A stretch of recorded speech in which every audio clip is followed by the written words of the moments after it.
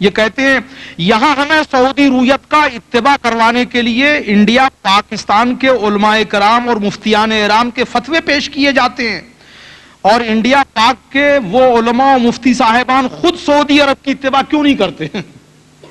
بھائی ہمیں تو فتوے دکھائے جا رہے ہیں، لیکن بھائی انڈیا پاکستان کے وہ جو علماء ہیں وہ کہتے ہیں ہماری جماعت کے، وہ کیوں خود سعودی عرب کے اعلان پہ چاند نہیں مانتے؟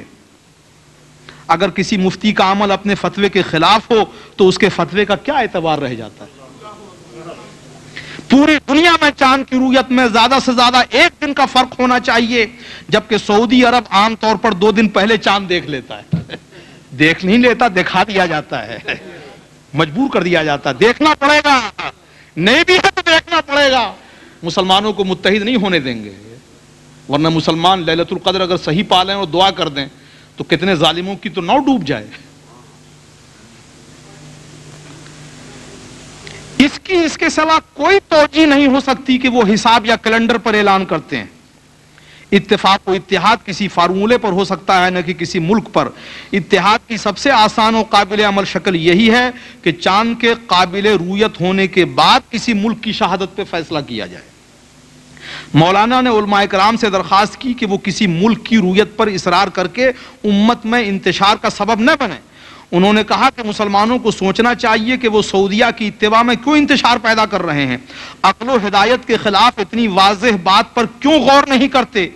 دانستہ شعبان میں، یعنی جان بوجھ کر شعبان میں مکروہ تحریمی روزہ رکھوانا اور رمضان کا فرض روزہ چھوڑ دینا کہاں کی عقل مندی ہے؟ مولانا عیسیٰ منصوری کی دعا پر جلسے کا اختتام ہوا۔ تو میرے دوستو، میں نے سوچا تھا کہ آپ کا وقت تو لگے گا، لیکن یہ بتانا آپ کو بڑا ضروری ہے، ورنہ کل آپ ہی میرے پاس آتے ہیں، مولانا بڑے افسوس کی بات ہے ہمارے بیٹے نے کر لی، آپ نے مجھے نہیں کرنی تھی۔